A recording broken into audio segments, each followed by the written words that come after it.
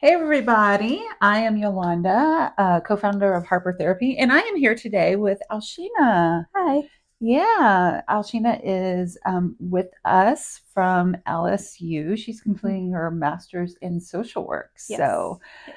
she's been around for a little while, and we've been really excited to have her. And she's bringing a very important topic for our series this month. And we're going to start off talking. This is really great because um, we don't hear a lot about Gen Z. Yes. And this one hits close to home for you, right? I Yeah. am. I am Gen Z. Yeah, yeah. So, and especially as Gen Z is like the first generation with technology in the way that we know it today, or the beginnings of how we know technology to be today. So, say more about that. Yeah. I think we really are the first generation with it. We grew up with like the boom of the internet, and I think many of us, I know like kids my age, they got their first phones.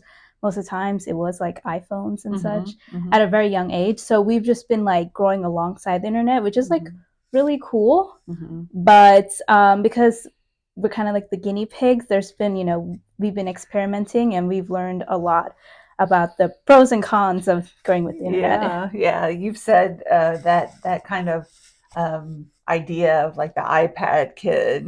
Yes. Yeah. I think one thing I've noticed is people are realizing that while giving your kid an iPad to keep them busy, so like the parents can go do whatever they need to do, it's like causing a lot of issues with kids because they're not properly socialized and they're overstimulated because they need something like constantly happening, like what an iPad provides.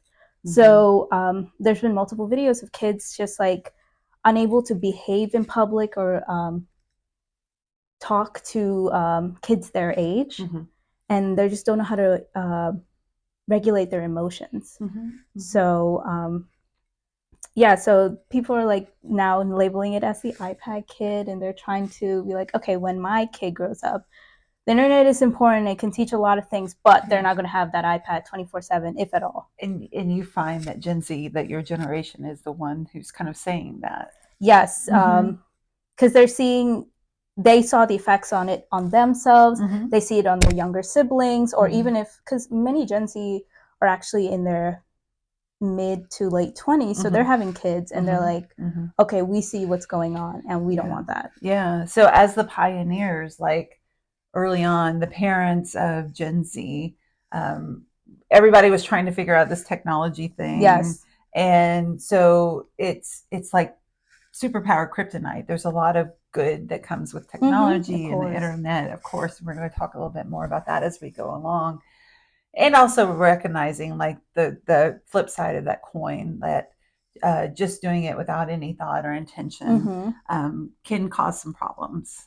Yeah, especially as they like continue to grow, we Hmm.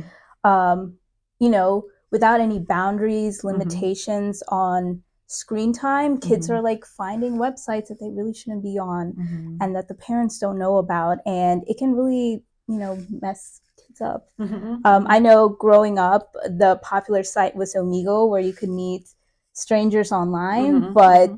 even though that was like, you got to meet people from different countries, but you Hmm. also got to see a lot of like Hmm. nasty stuff that like Yeah, kids shouldn't be seeing. yeah, yeah. That superpower kryptonite thing. Like there's Mm-hmm. some good and also some challenges with it. Yeah. So that's kind of the overall theme for our conversations for this month and the Yes. blogs that you have written. So we're going to talk more as we go along about technology and how it's impacting us. So join us. We will see you on the next video.